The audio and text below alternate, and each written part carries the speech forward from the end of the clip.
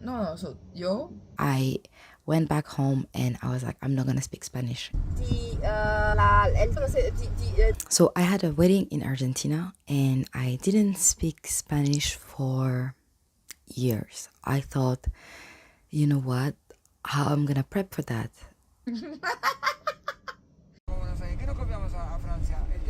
But at the end of the day, I spoke 12 hours non-stop in Spanish, or almost. And how did I do that? How did I went from having forgotten Spanish to being able to hold a conversation for such a long time? Otra forma. ¿Qué forma? We've also, if you know Argentinian Spanish, it's a different accent. ¿Cómo se llama estos barrios? No me recuerdo. Sí, pero te recomiendo no entrar. So I made an action plan and I'm gonna share today with you what was that plan that allowed me to speak for my entire trip in Argentina in Spanish. And even though there were times that I struggled and that it was a little bit difficult, I was a little bit insecure.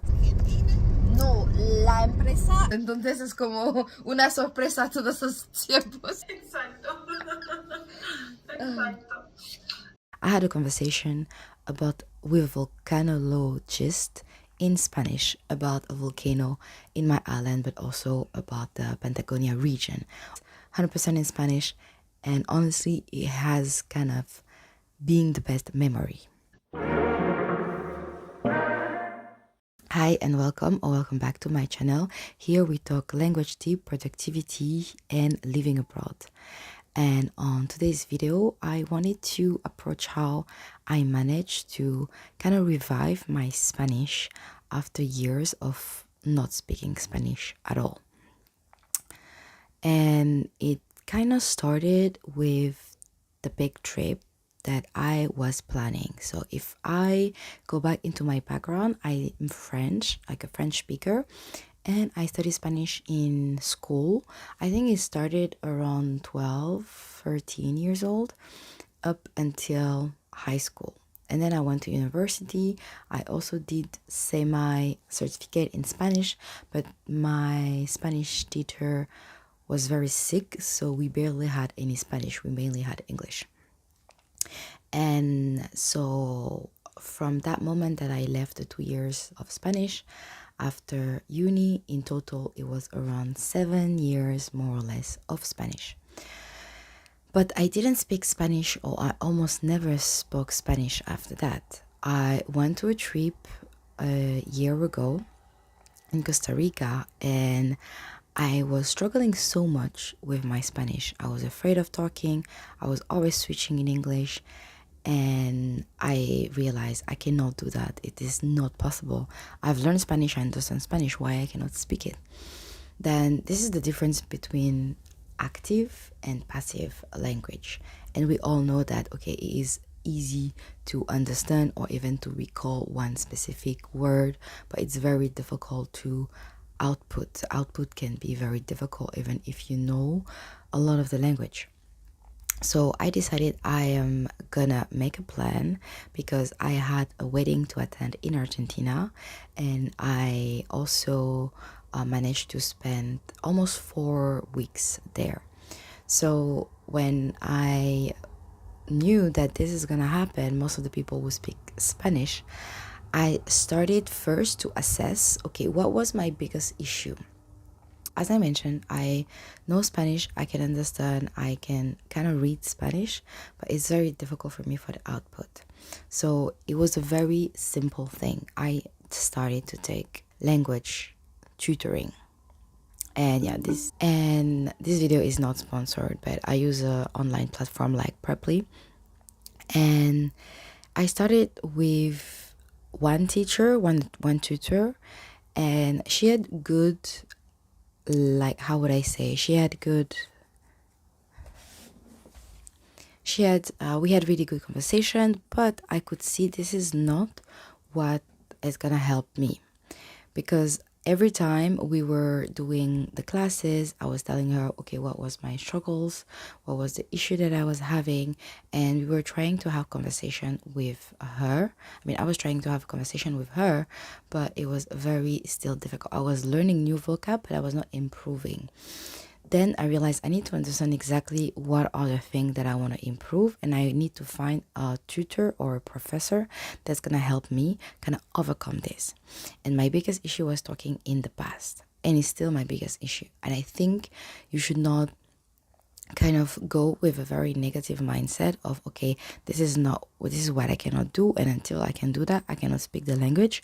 It is not like that. You have to really go into a mindset that I don't care. I'm gonna do it, and I'm gonna learn as much as I can.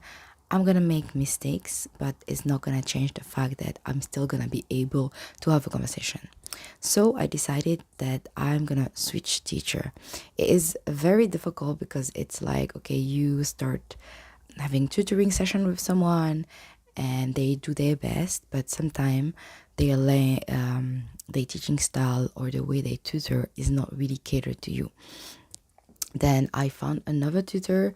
She was amazing. If you need a Spanish tutor, just drop me a message. I will send her account. And with her, it was really wonderful because she really took the time to get to know me. And then we're talking about topics that are really related to me, about my family, about where I'm from, but also what I was planning to do in Argentina.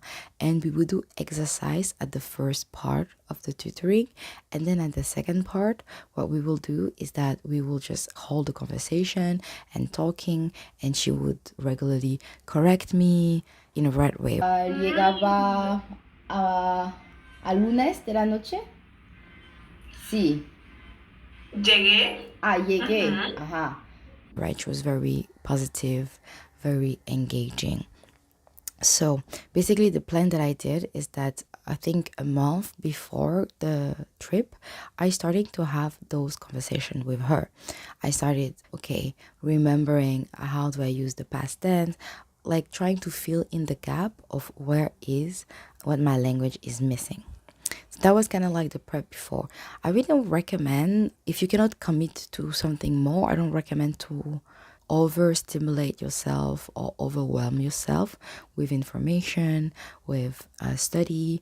I think with Spanish, I'm in the stage where my language skill is sufficient for me to do everything in Spanish.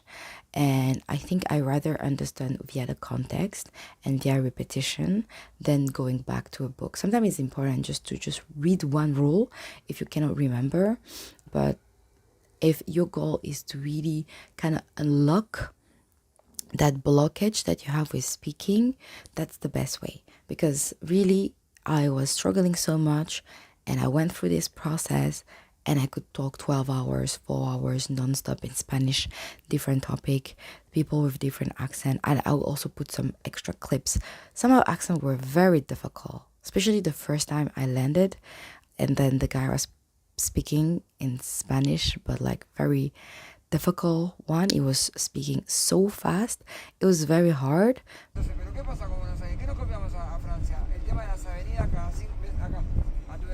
Sí, sí. Oh, wow. So this is the second thing. Once you arrive in the country, you have to go all in. You have to push through things. You have to every day give yourself a little challenge. Every day tell yourself you're gonna do it. It happened to me when I was in Cordoba. I went to order something at a bakery and I couldn't understand anything. I went back home and I was like, I'm not gonna speak Spanish. It's over. And that was the beginning of the trip. That was like the first 2 days. But after a day, I was like, no, this is not what's gonna happen. Like, I am here because I know I can do it, and I will speak no matter what I'm gonna do in Spanish. So every time you come and you have this moment of realization, like, oh, I'm fucking it up, oh, I don't understand, oh, it's very difficult. When you're in the moment, it is very painful, but just have like pause for a minute, an hour a day, no more, and then think, okay, what was the issue? How did I felt? I'm gonna do it again, and if it happened again, it doesn't matter, because that's how those learning experience is gonna help me kind of move forward. Another thing that I was doing is that I did my tour in Spanish. I did the museum in Spanish. I did a tour of the cemetery in Buenos Aires. I think I did another tour as well in Spanish. Oh yeah, when I was visiting the iceberg, the Patagonia, in El Calafate. You could decide to be in the Spanish group or in the English group. I would always go to the Spanish group. And it was amazing because it kind of helped me being in this full-on immersive mode. And also when you're in the full immersion mode and you're hearing it in the native language, they would have also different references because you are kind of expected of understanding maybe cultural references. Even if you're from another Spanish country, they will make some links, and there is like a real difference, and you can gain so much from it, and you would attach a memory to it. Like I have memory of visiting in Spanish. I have memory eating out in the restaurant, ordering in Spanish, and decide to not switch in English because I want to make the effort. And you'll be surprised, so many people are really trying to also speak in the language. Some people will switch, but you can just decide like, I'm gonna continue, and if it's really too much and they want to switch in another language, you can. But I really recommend and encourage you to go on with that mentality, because really I went from having so much fear of speaking and taking a few classes, throwing myself out there, decided to really have a schedule to plan for that 4 weeks, and doing everything that I could, as much as I could, in Spanish. I did one thing in English because I was feeling very tired that day. But overall, like, the progress has been crazy, and my confidence in Spanish has skyrocketed. Now, I'm really wanna be, okay, I can go to this country, I can speak the language, and I'm gonna be fine. I don't have that fear anymore. I know I'm not fluent. I know I am not having an excellent grammar, an excellent, I don't know, like conjugation, but I am still doing really amazingly good. And funny fact, I was doing my nail the other day with a girl, and she was from, I think she was from Colombia, can't remember. But then we start talking about languages, and she was telling me how much she loved languages. She did Italian, Portuguese, and one other language. And I was telling her I can speak Spanish. So then we started to switch in Spanish, and I was telling her, oh, I'll learn uñas, like nails. That's a word that I've never learned in Spanish. Pequeñas solo tengo en estos colores porque aquí también. Sí, me gusta también las flores o una otra cosa. ¿Y dónde empieza a hacer las uñas?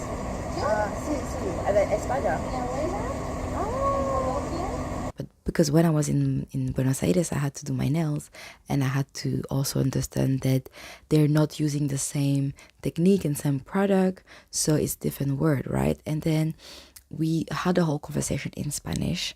¿Fue de Colombia? ¿Y te gustaría como hacer tu propio salón o te gusta como la...? No, porque en Holanda es más fácil. Derecho tecnológico. Tecnológico, sí. Y sí, eso es. Entonces, aquí trabajo con la empresa. No. No. Es como, ¿cómo se dice eso? Planear las cosas. En inglés, cyber. Cyber, yeah. Ciberseguridad. Sí. Okay. No es muy creativo. Eso es lo que me gustaría. No sé si vaya a ser muy fácil.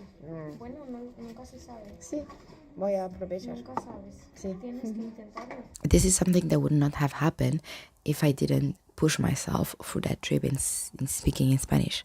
Because I did that, after now, if I have to switch today talking in Spanish, I can do it because I feel confident enough. And even if I'm not in the country anymore, I regain the confidence. I regain the trust in myself that I can have an hour, 2 hours, 3 hours, 4 hours, a whole day fully in Spanish. So really plan it ahead. If you learn a language, you know the basis, you can come back way easily. Like, it is much more easier to come back after learning a language for so long. So those are my tips. It's really a whole experience. You have to plan ahead before taking some class. When you are there, you really go and do everything as you can in the target language.